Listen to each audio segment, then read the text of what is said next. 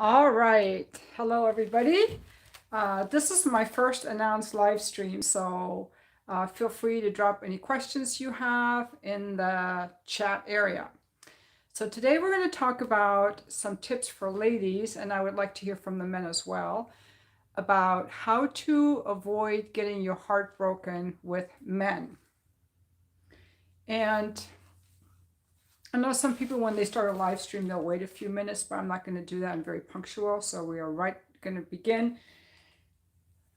I think it's very helpful when it comes to relationships and sex, especially, that we understand our differences. And I am now 60 years old.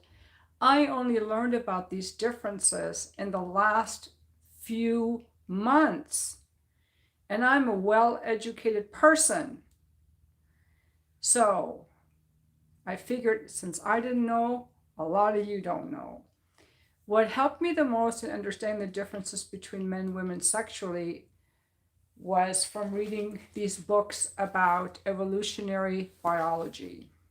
Okay, there are many books. One that I read is called Mate, and the other one is Atomic Attraction. Okay, these are very helpful for men to read and ladies too, because I think it makes you feel normal for having a lot of discernment around sex and why you have so many requirements. We are supposed to, because until there was birth control just a few decades ago, through millions of years, we evolved to be, um, the sex that could get pregnant easily. Men, on the other hand, have very little discernment. So that is the main difference between men and women when it comes to deciding to have sex. Women have a lot of discernment. We check guys out within seconds for, can I trust you? Do I feel safe around you? Do you seem confident? And it isn't always about, does the guy have money, but is he resourceful? Is he strong? Is he motivated? Does he inspire me? Does he have the masculine qualities of focus and discipline and action, getting things done? Does he keep his word? Can I trust him? Women will screen for all those factors within seconds, and I can read from a guy's face if I'm even going to trust him and like him enough. We have a center part in our brain that men don't have, and you guys, men aren't supposed to have it, okay? Which has a lot of breaks, and Emily Nagoski talks about that in her book, where she talks about the brakes and the accelerators. So women have a lot of things that put the brakes on us wanting sex. For example, how do I feel about him? Why him? Why now? Um, is it quiet? Do I feel relaxed? Are the kids in the way? Are the dishes dirty? Dishes in the sink? Did we just have a fight? All these are going to be no's. Can I get pregnant? You know, Now men don't have that. What men have instead, it's a beautiful thing that we need to celebrate. They get horny like this at the drop of a hat. They don't have this. There's no discernment, pretty much. I'm exaggerating, but um, they're they will get aroused many, many times a day. And it already starts from when boys are little. They will have erections and they get aroused at a woman walking by, at the sight of a breast. I mean, some of you might even get aroused seeing, I don't know, my neckline. It doesn't take much to get a man aroused, okay? Anything visual will do. And God made you that way. Nature made you that way, okay? So it's not a bad thing. We just have to understand it, ladies especially. And guys, don't be mad that you're horny all the time. You're supposed to be. So a man's discernment is very low. He gets aroused very easily. And basically, I'm exaggerating. Any hole will do, okay? So they see a woman, and women are beauty objects. Men are not beauty objects. So a man sees a woman, he sees her curves, and he wants to penetrate her. And he has that, men also have that need for release, and after they release, they feel like this relaxation washing over them. And that's what kept our species going. You have one sex that always wants to do it, and one sex that's screening for the relational aspect. And I think that makes for very healthy, relationships. But it's important to understand our differences. Now, the main thing that I want ladies to understand, and men, this will help you too. For women, sex is personal. I have to like you to want sex with you. For men, he doesn't have to like you at all. He doesn't even have to find you that attractive. I once had a escort client from when I was an escort explain to me that I would rather fuck a 10, but if I can't get the 10, I'll fuck the 4. And that's about as honest as a man can be. Now, some men have more discernment than others. Okay, some men are not going to want to fuck the 4. However, it's more in the nature of a man that that's what he will do. And so, because for ladies, it's like, why you, why now? It's personal. So I have, when I have sex with a guy, I do it because I like this particular guy. And I think he's having sex with me because he also likes me, because I didn't understand that for men, it is not personal. And I got my heart broken many, many times, as you will see in this book, if you read this book, The Fuck List, which I wrote in my 50s, and I still didn't understand this about men. I thought when men chose me for sex, that they liked me and they'd want to see me again. But it isn't like that for men. So I think what ladies have to understand is that unless a man has proven that he's interested in you, you are just a whole to him, an interchangeable whole. And I'm putting this very crudely for a reason, because it isn't personal. It is just biological. Whether, and that's why gay men have a very high rate of hooking up and lesbian women don't. Okay, so it isn't personal. So how can you decide if a man likes you or is just trying to use you for a booty call? A man who likes you is not going to pressure you for sex. Okay? The number one way, ladies, that you know whether this guy is trying to get to know you for dating you or he's just looking for a booty call is how much in a hurry he is to have sex with you. Because a man looking for a relationship, maybe you guys will have sex on the first date, but he's not going to pressure you.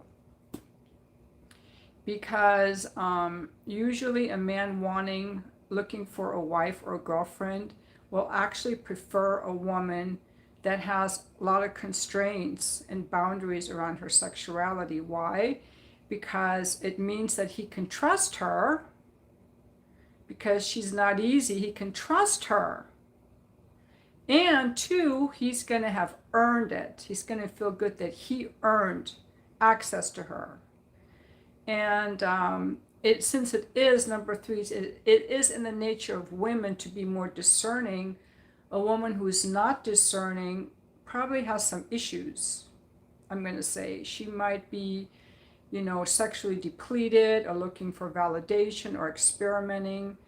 Some kind of a thing going on, because it's not the natural state of a woman to have as little discernment as a man.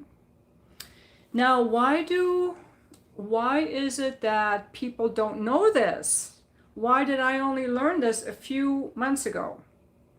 And I thought about this just briefly, and I think it's because where do we learn about relationships? Okay, we observe about relationships, and this is going to also have to do with the second part of how to not get your heart broken, is to realize what you expect from a relationship and how you expect a man to treat you. And that comes from your childhood. I'm going to go into childhood. If some of you don't want to talk about it, that's fine, but that is where it originates. What we saw, how we saw mainly our caregivers interacting in their romantic relationship, because kids absorb and copy everything. How I saw my mom and dad interact set my tone for what I expect from a man and a woman. Like in my case, my mom was submissive to my dad. I like to be submissive to a man. I always just kind of modeled after my mom. The other one is how people treat you. How did my dad treat me? What do I expect?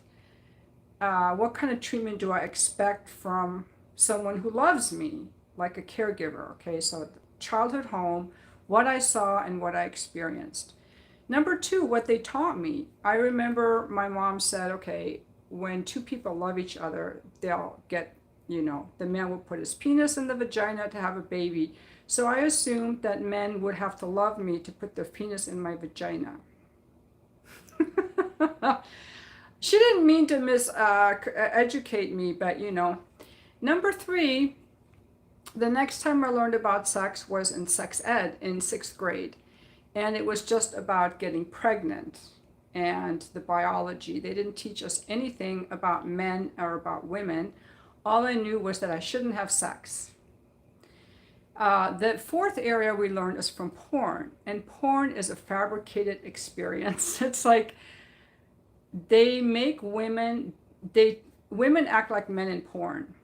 It is not a woman's natural state to fuck the pizza boy because she would rather do that than give him the $20 for the pizza. That is not real. That is not how women are.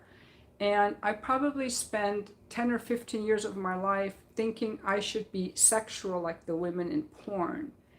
Porn is a distorted experience. It's made for a man's fantasy. It is not how real women are.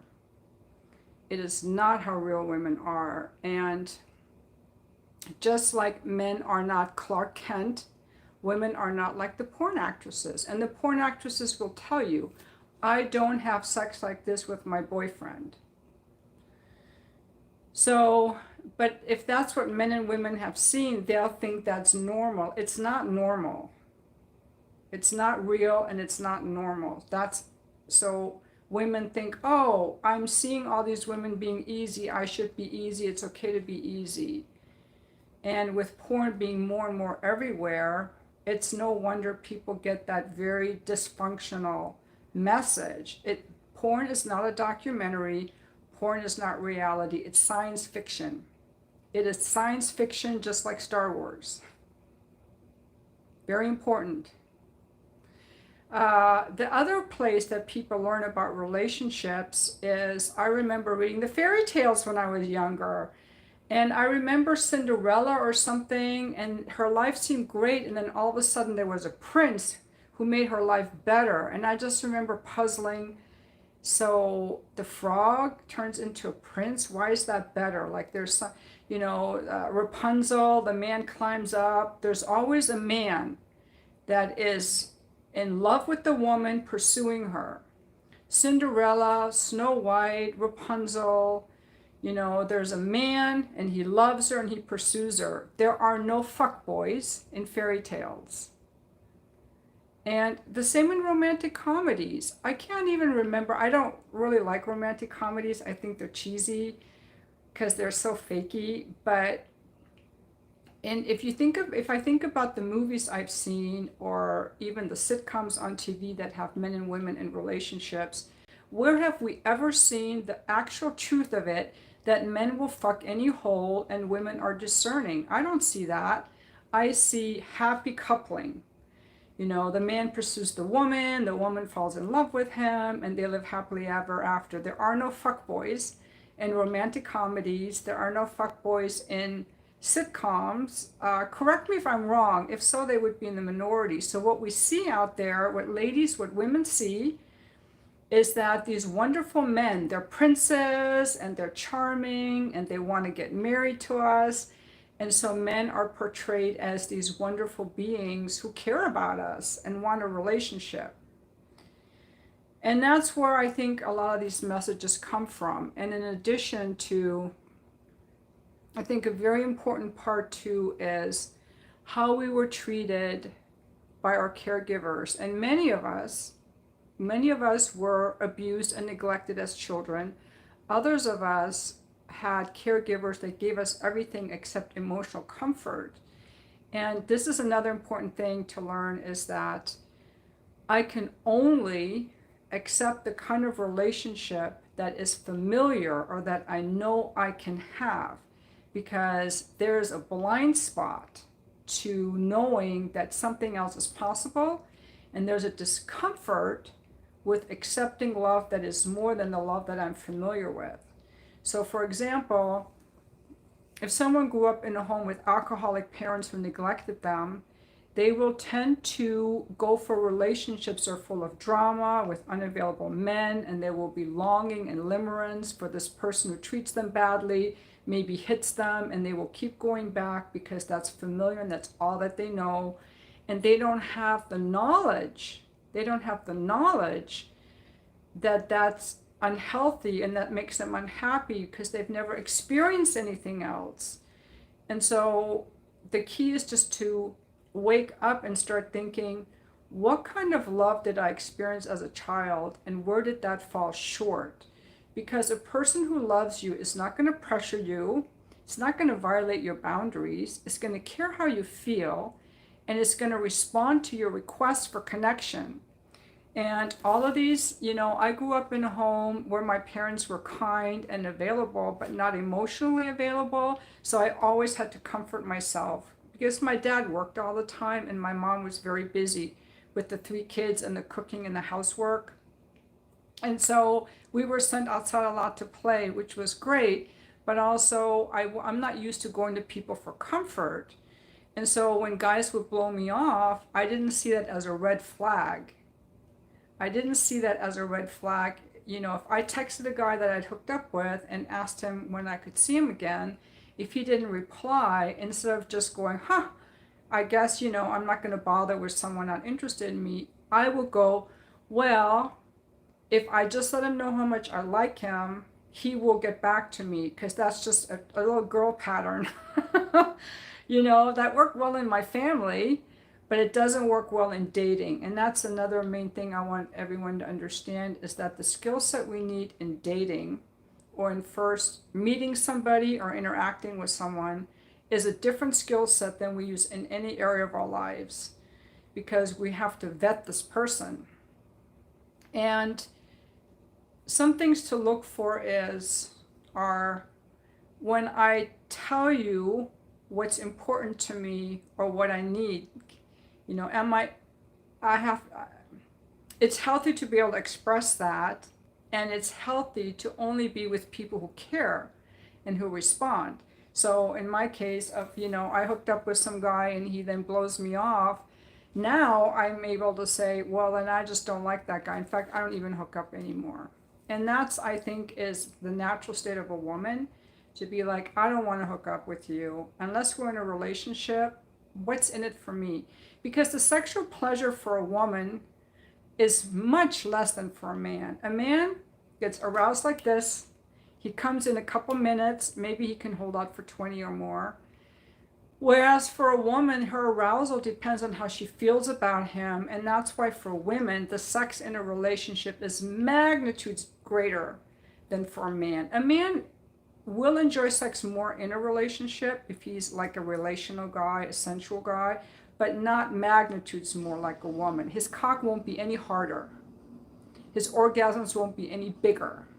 It's what I'm postulating. However, for a woman, her arousal is going to be multiple times bigger, how turned on she gets based on how she feels about him. Did he, give her a hug in the morning before he went to work? It's how we feel about this person. And if they had a fight that morning, she's not going to want to have sex, whereas he'll still be ready.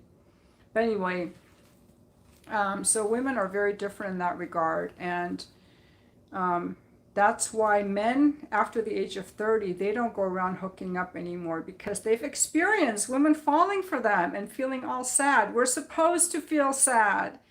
It is normal, ladies, it is normal. If you've ever hooked up with a guy and he blew you off and you felt sad, there is nothing wrong with you. You're supposed to not like you're not supposed to like guys banging you and bailing. I mean, if you want to do it, you can. I'm not saying some women do like to do that, but most women don't, and they get their feelings hurt. And I've come to the place in my life where I realize that's okay, that's normal. It shows me that I'm in my heart, I'm in my feminine energy, and as a result of that, I've become very discerning. Now, in my so a woman needs longer to get turned on. How she feels about you matters, and her orgasm is more elusive. It takes longer, and she has to kind of like need more of your attention to it. Most women are not going to come from your penis, so you have to be able to put your penis aside and focus on her pleasure or make space for it. So that's why I'm saying men, they have little discernment, they're quick to climax, not much is required.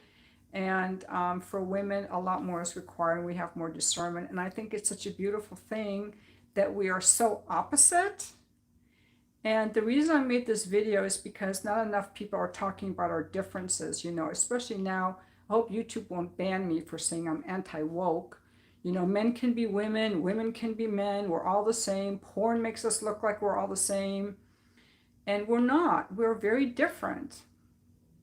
And by understanding our differences, I think we can relate to each other better. So, men, if you're in a relationship with a woman to get more sex, when you come home from work, give her a hug. When you leave for work, give her a hug. Ask her how she feels. Make sure that you stay emotionally connected. Take her out once in a while. Give her a compliment. You have to care about her. She has to feel like you care about her, and she has to feel appreciated.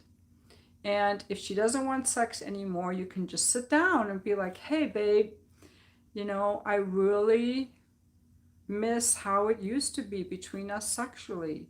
Do you miss that too? And if she, you know, find out what her feelings are. If she's angry with you about something, if she feels neglected. You can't neglect your woman and expect her to open her legs for you. Women don't work like that. And that's a good thing because it keeps you having to be in your heart. And ladies, if you stop fucking your husband, I don't think you realize how much you're hurting him and you are neglecting him. Because for a man especially, he needs that release, and he has more of a need for a woman than a woman has for a man, I'm convinced. That's why men will pay for sex and women won't. Men have that need, that sexual need. And as the wife, or as the girl, as the wife especially, when you're not giving him that, you're hurting him. You are hurting him. And so I would encourage you to ask yourself, why don't I want to have sex with him anymore? Do I not enjoy it anymore? You know, what has happened? And have a discussion with him. Like, hey, you know, I miss how it used to be between us. And here are some things I realize that I need. And a partner worthy of you is going to care when you come with this. It's going to care about your vulnerability and listen to it and respond to it. If you're with someone who doesn't give a shit, then you are in an abusive, neglectful relationship. And some people don't give a shit because they're too selfish or they're emotionally walled off. But, you know, that's it for my monologue. Does anyone have any questions? I don't see anything in the chats. And that was one reason I wanted to go live, is so people could ask me questions. Again, if I don't have any questions, we're going to end this in a few seconds. Here are my books. You can get them on Amazon. And I wish somebody would ask me a question. And by the way, I see that I have 5 people watching, but just in case, so you know, I don't see who's watching. I don't see the names of the people who are watching. So you're all anonymous. No questions. Stay based.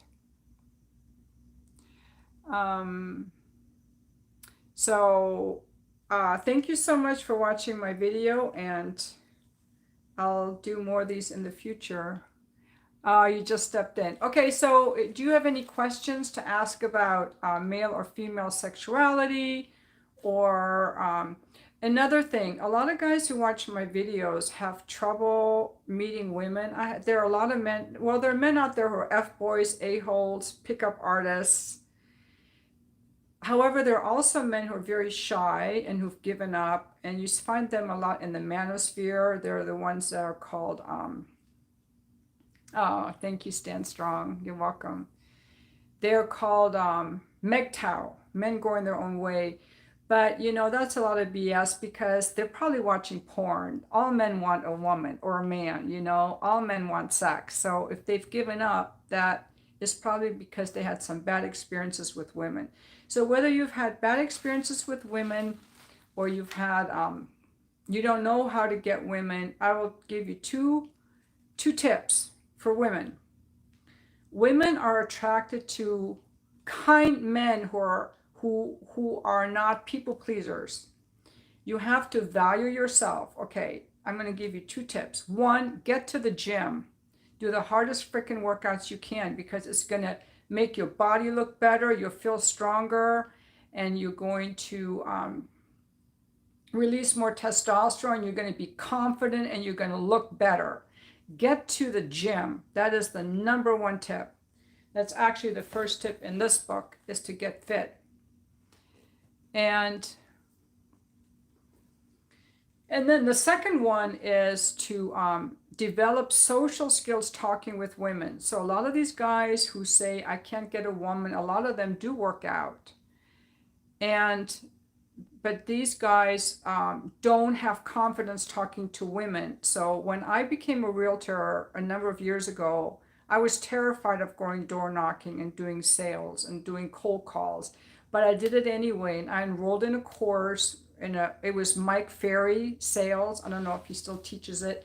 And I started because I wanted to be better. And eventually, because I used to be very shy and introverted, I got to the point after a few months where I could just talk to anyone about anything.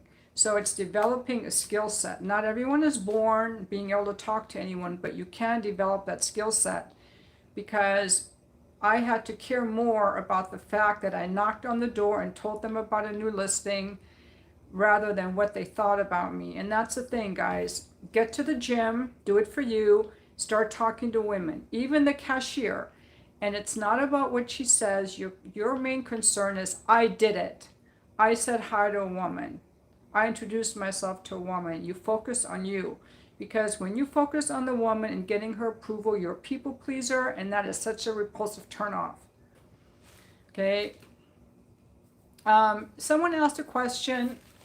What do I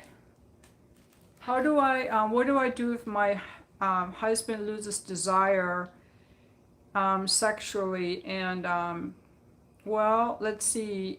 I would just talk to him and find out what's happening that he lost his desire. Often it can be when men take certain medications like blood pressure medication, antidepressants, anti-anxiety medications. These can all lower his libido. Maybe he's depressed.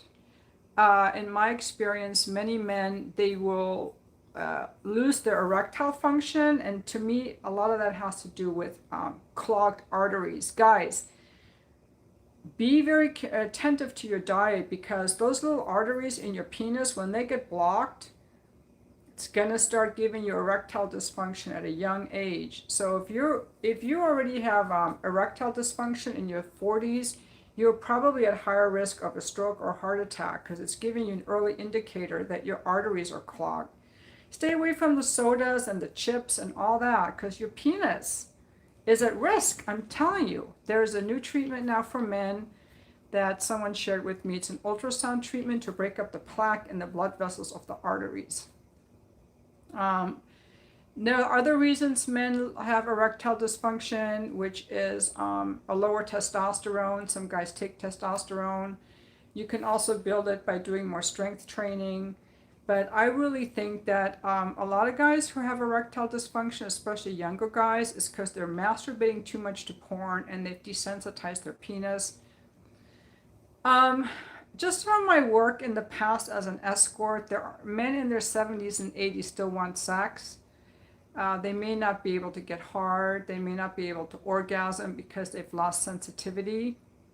And maybe statins interfere with that. I don't know. But again, a lot of people, it's just kind of, I don't think that we pay enough attention to what we eat and how healthy we eat, because it's not calories in, calories out. It's what is in those calories. Is it a bag of chips or is it a salad and some fruit and some flax seeds? Because then, then pretty soon the doctors want you to take all these drugs and all these medications and they have side effects. So I don't know. I've seen guys in their 70s still get rock hard, but these guys were very slender and they ate super clean and they were runners. So I think that lifestyle has a lot more to do with it than people think. Americans are very sedentary. But again, your penis isn't everything. You can still enjoy sex even if you don't get hard. But I will say that being married to someone, and sometimes it's the woman who has the higher libido, being married to someone who tells you no to sex and pushes you away is very painful emotionally. And I experienced that myself in my marriage. I write about that in my book because sex isn't just physical. Sex is also a way to bond with your partner and to be close with your partner. It's like a long hug, except your genitals are involved, and it's very sweet. And when someone doesn't want that, it's very painful. And you may feel angry, you may feel hurt, you may feel frustrated and confused. Um, yes, lowering the statins with cholesterol and exercising. Yeah, so when your partner doesn't want to have sex with you, it's confusing and it's painful. And some people may feel rejected, like they're not attractive anymore, their partner doesn't want them. But usually, I would say that people's sexual experiences are more about them and how they feel about themselves. Unless someone is angry with you and withholding because they're angry or they're trying to control you, how hard a guy gets has nothing to do with you. Whether he comes or not has nothing to do with you.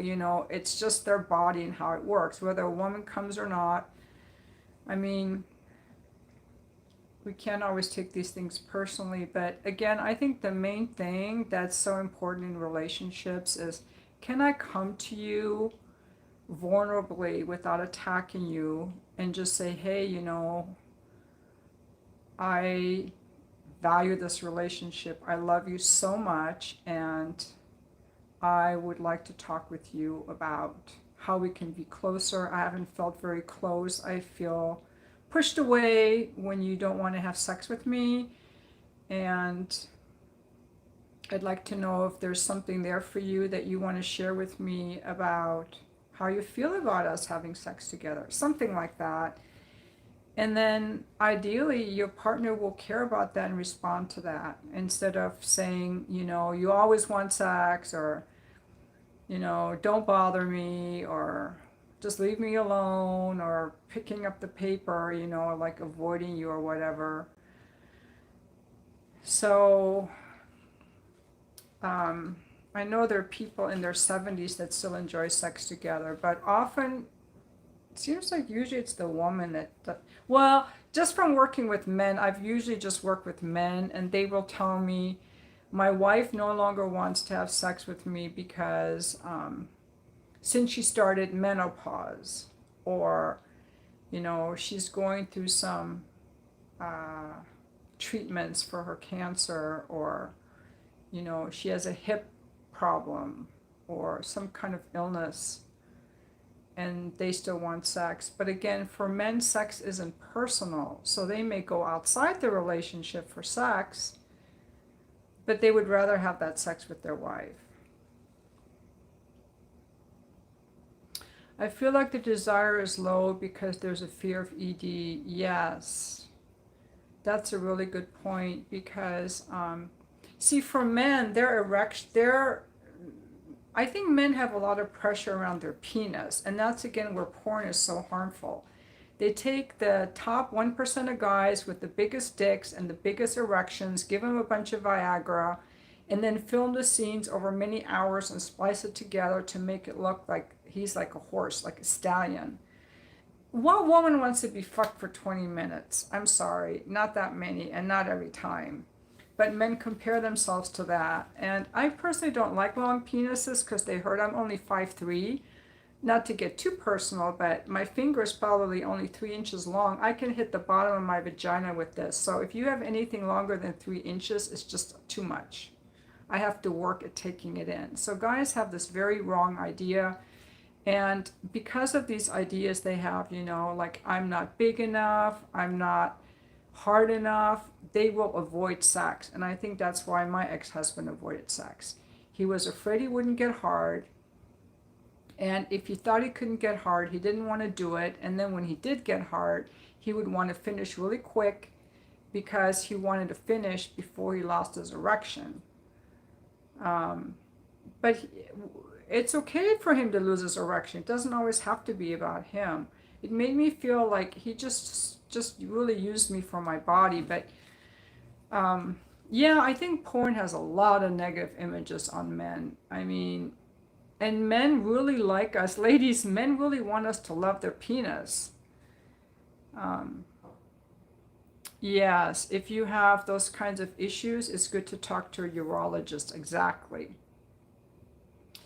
I would say that all men really have a thing about their penis. Either it's really big and hard and they're proud of it, or they think it's too small and they are embarrassed about it. And guys that are really tiny, they always come really quick. And I think it's because it's the quickest way to get out of the discomfort they have about their own penis. So again, just like men want a woman who loves her body, who has the lights on, guys don't give a shit about our big bellies. They just want to see you bouncing up and down on them, having a good time. It's fun to be with someone who's just having fun. It's not fun to be with someone who's obsessed, a woman obsessed about her body and can I keep the lights on and can I keep this covered up and, how do I smell and all that.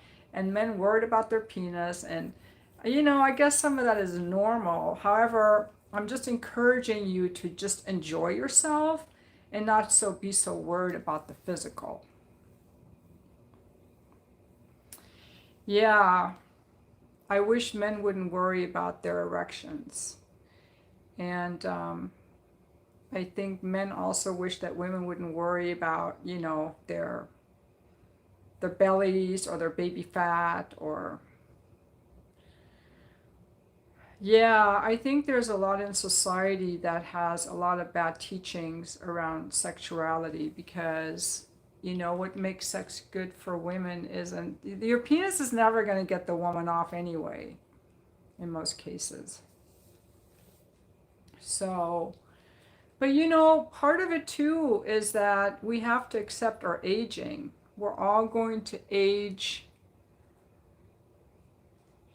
Okay, do women have performance issues? I'm glad you asked because that reminds me of what I was starting to say earlier. So for men, their genitalia is external, and so they feel it it gets tingly easily, and they see it, and they have to be hard to penetrate a woman, and a woman's going to see, are you hard or not? And frankly, a guy with a hard cock is preferable to a guy who's limp, okay? It's a lot more erotic and exciting when the man is rock hard because it's part of the strength of a man. Just like men like it when a woman is really soft and wet. But if a woman isn't wet, what can she do? She just puts on a bunch of lube, and I know a lot of women who use lube every time. But if you're really turned on, why do you need lube? I'm just saying, it's just my personal thing. I'm against using lube because if I need lube, it means I'm not turned on. But I could use lube, and no one can see if I'm turned on or not because it's my genitalia are internal. And so I think men are more easily judged around it, and they feel more easily judged. And some women actually get very offended if they can't make a guy come. They say, "Don't I turn you on?" "Don't I turn you on?" has nothing to do with that. He might think you're the hottest thing around, but he might be desensitized. He just may not be able to come. He might be too tired. Maybe he just masturbated that morning. Maybe his erotic mind isn't stimulated. Maybe you got to call him daddy or sit on his face. I don't know. Because from my work as an escort in the past, when I was an escort, I did a lot of stuff around trying to figure out how to get the guy turned on if they struggle to come. And sometimes guys are like, I just can't come and I don't care. I had a good time anyway. Yes, they say that. But I've also had men telling me that their wife or girlfriend is upset if they can't come. They take it personally. I don't turn you on. Has nothing to do with that. If I'm with the guy and he's not getting hard, that's on him. Okay, a man should be able to get hard and come unless there's something going on with him. It's not personal. So I don't think men should feel bad about it. Yeah, a lot of good idea to pattern your sex life around porno. And what happens with a lot of these, this is why I'm a big believer in relationships, guys. Women naturally are going to enjoy sex a lot more, and men are going to get a lot more sex. And the men who are not in a relationship are either trying to push down their sexuality by never masturbating, which I'm very opposed to. It's very unhealthy, in my opinion. Number two, they go around hooking up with women, breaking their hearts, and turning into fuckboys. And that means they make sex only physical with no emotional connection. That means they've shut off their feelings.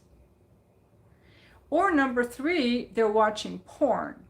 And when they're watching porn, they see this very fake, they become consumers of this very fake porno landscape. So they don't see how a real woman responds.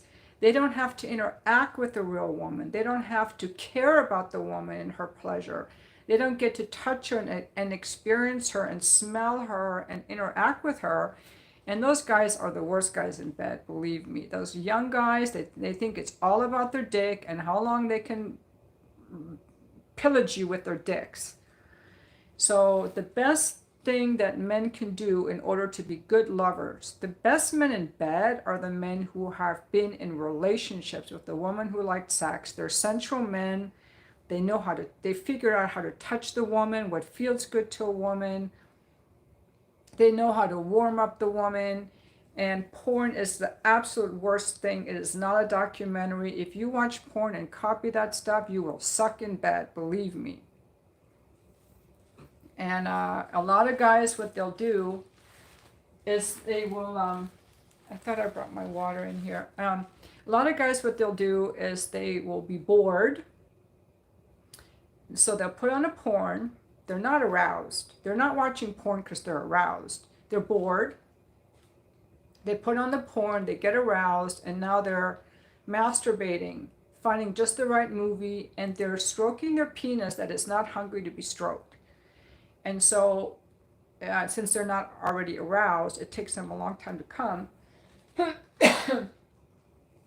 And so in the process, they become not only desensitized, they become kind of like, lazy to that experience of being purveyors. So this is why I think more people should get into relationships, because everyone will have more sex, they will have higher quality sex. And, if you watch porn, I'm not going to say you shouldn't, but just be aware of the negative consequences of watching it too much, because porn is kind of like ice cream. It's not real food, and eating it, if that's the only way you're getting food is through your ice cream, that's not very good for your body. So the best sex to have is really with someone who cares about you and that enjoys sex. And that's ideally what we can all have.